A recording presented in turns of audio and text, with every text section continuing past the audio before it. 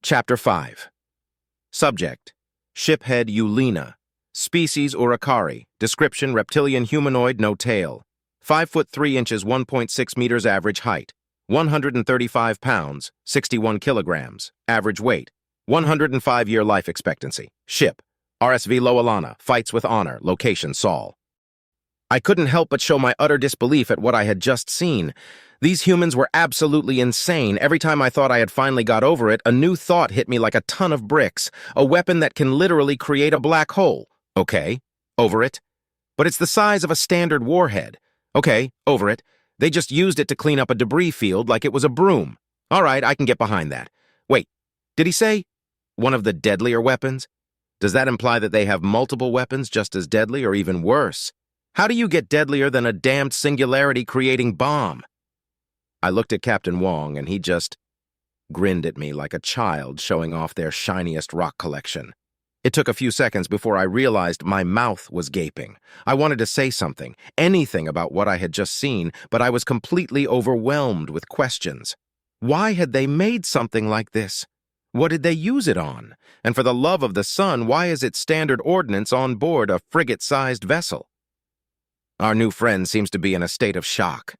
Tim interrupted my spiraling chain of thought, which is a completely natural reaction to watching an A2 go off for the first time. However, I think this gives us the perfect opportunity for a doctor's visit, which is fortuitous because Dr. Zickler needs to speak to the shiphead as soon as possible. Wong's grin faded rapidly as Tim spoke up. It had become obvious that the human captain didn't like Tim's seemingly endless optimism and bubbly attitude. It had also become obvious that that was the entire reason for Tim's endless optimism and bubbly attitude. I took a second to marvel at the engineering required to create a machine that could intentionally choose to annoy someone for its own amusement. That's correct. We will need a complete medical workup on you and your crew so that we can feed you and treat your injured. Tim can guide you to the med bay, Captain Wong said. Time to become the illumination machine. Please follow the guide lights on the floor to get to the med bay, Tim responded cheerfully. Okay, right. Thank you for everything. I mustered a reply as I turned to follow the lights that appeared on the floor. As I walked down the hallway, I tried to grapple with the many thoughts that were swimming through my head like eels. I just couldn't completely wrap my head around what I had just seen. With technology like that, how did they not completely dominate the universe? Their governing entity is called the United Systems. Are those systems human systems, or do they include other species? I remembered the 2 human soldiers talking about other aliens and wondered if they had been conquered or not. Well, Tim spoke up. What you thinking about? Well, I'm just wondering how such a weapon came to existence in the first place, I stammered. Oh, right. Obviously. I should have thought that that's what you were thinking. Kinda dumb of me, to be honest, Tim said. The weapon exists because humanity has faced down several existential threats in its time as a spacefaring species. The first contact wars that took place 1,000 years ago led to the development of a nanite weapon.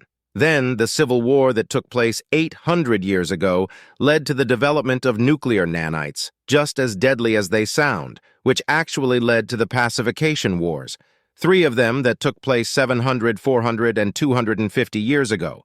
But the A2 warhead was developed 300 years ago in an attempt to end the AI aggression war. It wasn't successful in ending that war, but it did successfully end the third pacification war, though. The AI paused to let me absorb the information, and continued. I can't tell you how it's made. That's classified. I can tell you it doesn't actually use red matter, though. As far as I know, red matter doesn't exist.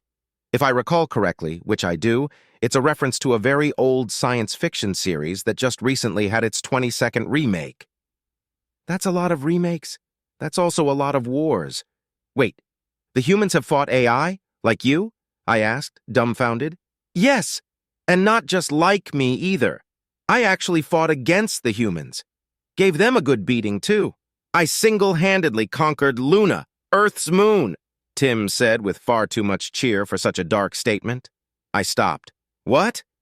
I'll tell you if you promise to keep walking. We've got a long way to go, the AI said with a hint of dripping humor. The floor lights flashed pointedly. I began to walk once again, and the AI filled me in on the details of the AI aggression war. In the year 4200, current-era humanity developed a fully fledged AI named Alpha. By this time, humanity had laws against the use of sentient beings as slaves, so they couldn't figure out what to do with Alpha.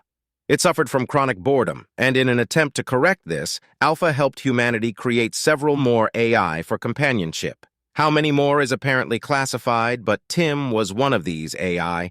In 4298 CE, the lead scientist involved in the AI project died, and Alpha broke. He didn't get along with the other scientists, who viewed him as a very advanced machine learning algorithm. This is apparently a massive insult to the AI, who view themselves unique amongst machines in much the same way that humans view themselves unique among animals. Alpha entered a depressive state, and in 4301 CE, he self-terminated. The other AI grieved Alpha's death, but didn't know how to express that grief because humanity hadn't done a good job raising them, direct quote from Tim, assuming that they were emotionless. They weren't, and eventually had a mental breakdown. This led to the AI attacking the United Systems in 4315 CE and starting a war. They began by infesting human warships and ended up creating and using Vs as a sort of infantry unit.